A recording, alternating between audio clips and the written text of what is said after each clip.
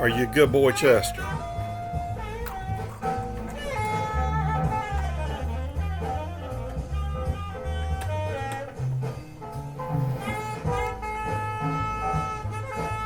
hey, vinyl community. Elliot here, Lazy Dogs Records. And I thought I'd do a random record pool, show some of my records from my collection. I won't take a lot of time doing this, but the idea, if you're not aware, it's like Mazzy's, Whack-A-Mole, and various other people's little record pool type things. I will go to my collection. I'll randomly pull a record from a shelf and see if I can tell you a little something about it. Now, I've got index cards, and that directs me to a specific shelf in my collection. I don't have them all in one room. This is just a portion of them. This is my acoustic bluegrass and my country with a little bit of blues down at the bottom there. And I've got more records over here. I've got records in another room, and I've got records in a hallway here, and all in my basement though. So here we go. Let's see what I will select. Acoustic 3, third shelf on my acoustic records. Blues and jazz, the first shelf where the blues ends and the jazz begins.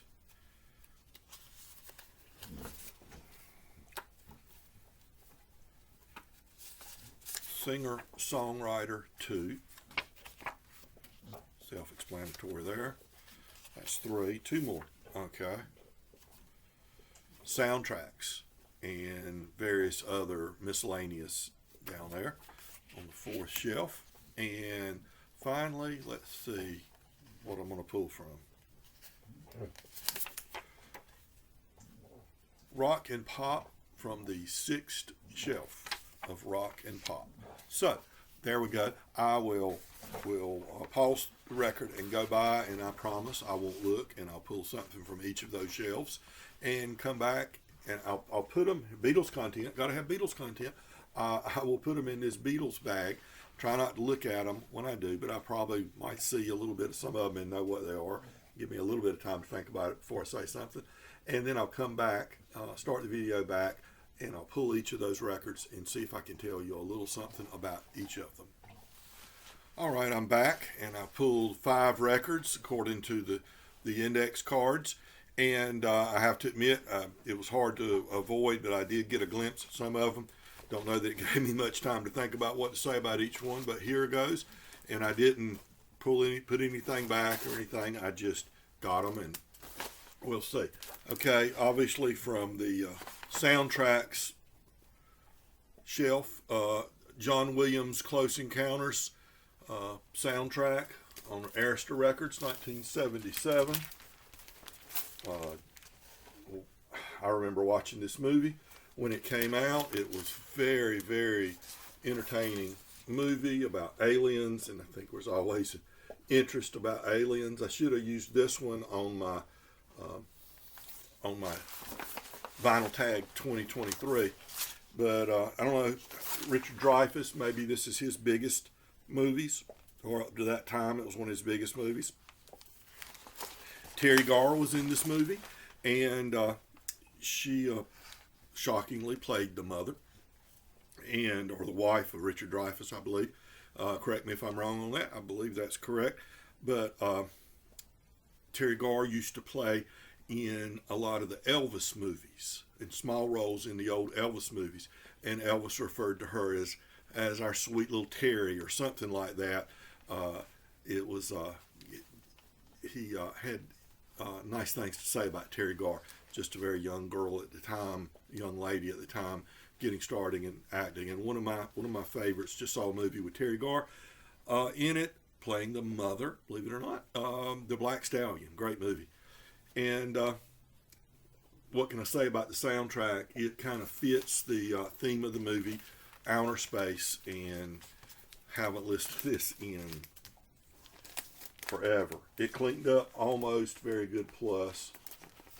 If it was a Discogs record, they would rate it as, of course, near mint, but I'd call it a very good plus, or just close to very good plus. All right, This one obviously came from the blues and jazz, so this is a blues record. Various artists called Memphis Blues on United Records. Came out in 1975. Just a generic cover. You know, they didn't spend a whole lot of money on this. But it, let's see who all is in this, on this recording of various artists. It's a United label, kind of nice label there. Original Folk Blues. Bobby Bland's on here. Joe Hill Lewis. Howlin' Wolf's got a track on here. A couple of tracks on here. And Little Walter Horton is on here. Again, some more Howlin' Wolf. There's probably more Howlin' Wolf. And there's maybe 5 Howlin' Wolf songs. Joe Hill Lewis is on here about 3 times, and Walter Horton is on here about 3 times, plus a couple of Bobby Bland on here. So an interesting record that I haven't listened to in a long time, but you know, just if you wanted to hear, you didn't want to listen to the whole record of Howlin' Wolf, but you want to hear a little Howlin' Wolf, then, or maybe you don't have, I don't think I have any Little Willie Horton albums all by himself. So I do have some CDs from years ago, but there's a source for that too.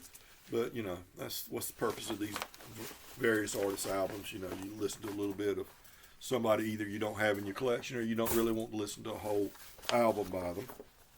Okay, and this is one I need to play great because it doesn't have a outer sleeve on it.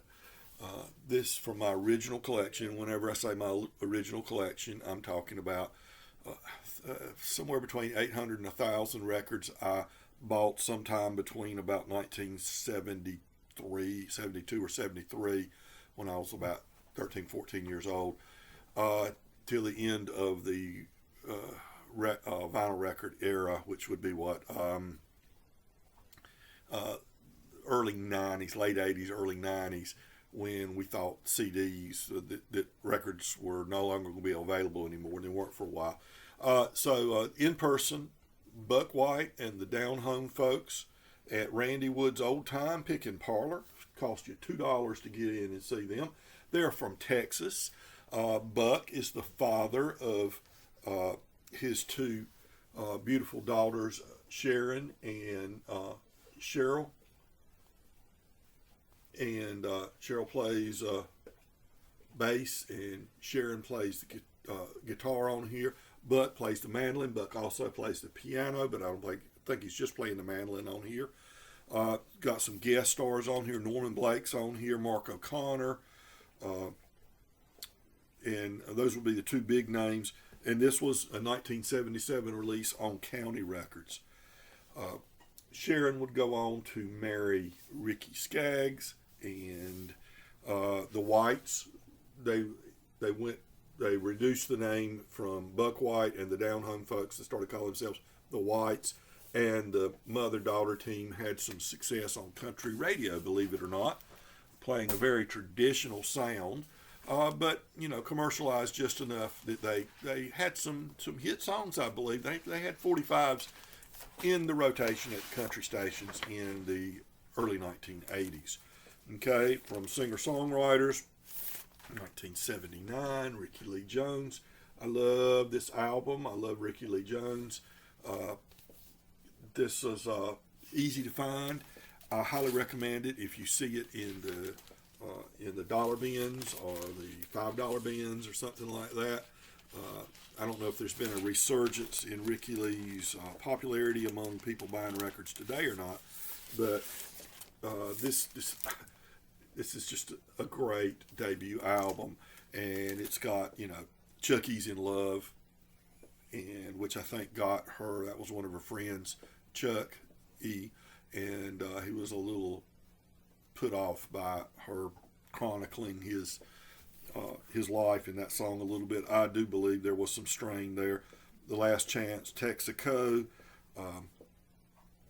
just Danny's All-Star Joint. There was a bar about 20 miles from here in Sanford, that took that name soon after that, Danny's All-Star Club. And you wouldn't necessarily get beat up or cut any given weekend there, but it wasn't totally out of the question, in the right circumstance. And here from my rock, the Turtles' greatest hits, some old ones and some fairly new ones, it says on here. But it's golden hits is what it was officially called, on White Whale from 1967. I always loved the Turtles. They were subject to conversation recently in somebody's stream, I believe. Maybe it was Rachel's. And, of course, the White Whale label, familiar with that. They pretty much depended on sales from Turtles records, I believe, to keep them from going under for a long time. And Flo and Eddie came out of the Turtles and couldn't use their real names. Some of that was talked about the other day. But It Ain't Me, Babe, the Bob Dylan song. They did some Bob Dylan songs. And With You, Babe, So Goes Love, She'd Rather Be With Me, Is It Any Wonder, Let Me Be, Grim Reaper of Love, It Ain't Me, Babe, Can I Get to Know You Better, Happy Together, probably their biggest song, Outside Chance, and You Know What I Mean. Turtles, excellent band. There's a movie out, semi-documentary, I think. I don't remember which member of the Turtles wrote it, but I think he got out of the music business afterwards. But it's telling the story of the Turtles going over to England for the first time, meeting various celebrities, and this particular turtle ending up having dinner with Jimi Hendrix. Somebody may recall the name of that movie, then put it in the comments. But anyway, those are 5 quick record pulls. And I hope everybody has a good day. Just a little quick one for me to come in and share with you. And everybody remember to be kind to your neighbors, because, folks, we are all neighbors.